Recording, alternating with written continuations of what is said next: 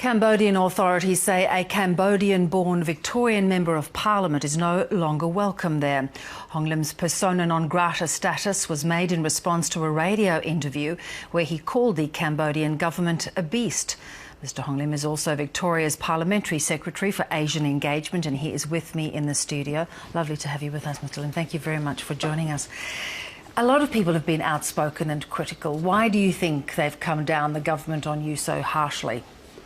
I think they've been watching me for some time, and I've been very concerned about what's happening in Cambodia for a long time. I was back home in December 2013, January 2014. That's when 5 garment workers were shot dead in the street when they were protesting, wanting an increase in their salary. I understand, according to my friend Cam Lay, who was just been shot dead last month, yes. He told us when he came here in March and April this year that the 700,000 of young lady garment worker had never had a raise in their salary for over 6 years, and whereas the CPI, the cost of living just gone crazy, and it got to the point where they had to come out and protest and demand the rise.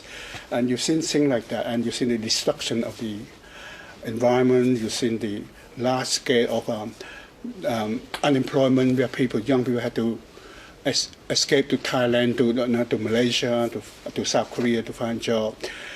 And the destruction, the misappropriation of state and let's resources. talk about that for a moment, of course, because Global Witness put out a report that Indeed. talked about that there's no piece of the economy that Hun Sen's family does not touch. Indeed. Talked about involvement in drug cartels, yeah.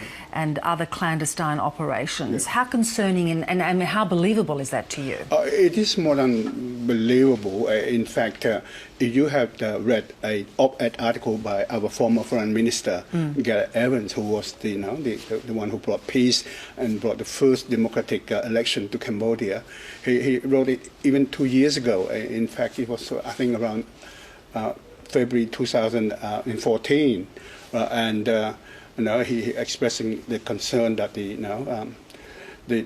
scale of the corruption. You see, on Transparency International rate Cambodia is number 150, 160 out of 180 countries in the world. That's how bad it is. And what taking me to this drastic word, if you want to, is that when my friend, this is Dr. Cam Lay, who have been and you believe he was murdered a couple of weeks ago. You believe this was a clear assassination of an outspoken there's no activist. doubt about that. Yes. There's all the hallmark, all the indication, because this is not the first political assassination. It happened.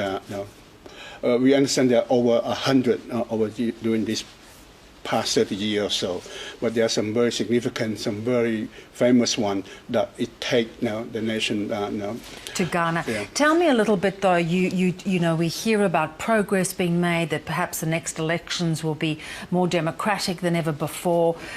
Do you see that kind of progress? Well, put it bluntly, at the last election,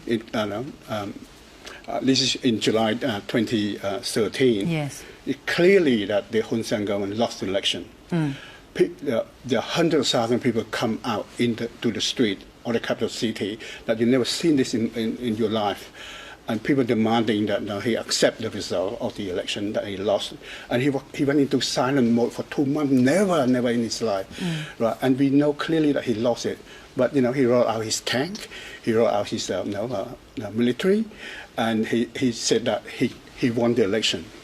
In fact, the leader of opposition and his deputy at the time have to escape into the U.S. embassy to be alive, because they were after him.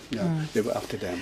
So we cannot see if there is any hope.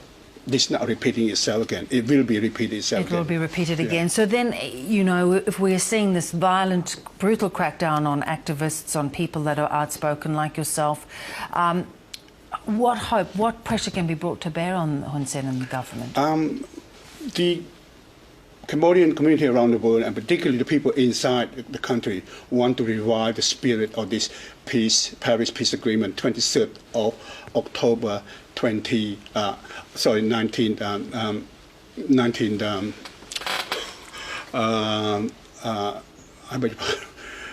Never mind, it doesn't matter the date. The peace agreement. You want to see it started again. Right. The whole country feel that there's an obligation on this 19 country that was the signatory to this Paris agreement to come in and make it work, revive it.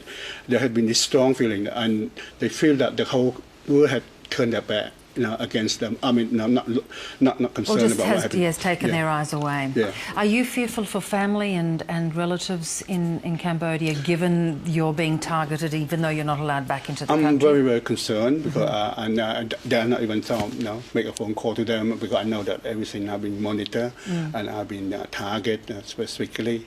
And I know that they're pretty brutal and they're capable of doing anything. And so you never know what's going to happen. So I felt like, but out here, I feel, you see, they have cowed the whole country into submission. And you oppose him, you're a dissident, he just come up, charge you with trump card, and the judiciary, the judge will throw you in. So it's very hard for there to be like a popular uprising. That's right.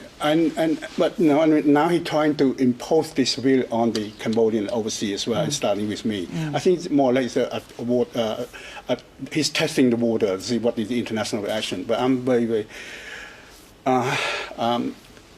encouraged by the support I received from even within the Cambodian community around the world, and here in Victoria and Australia, that we should not be submit to this kind of try to force subjugation on the Cambodia. Indeed. Yeah, that we here have a long tradition of free will, free speech in a free country.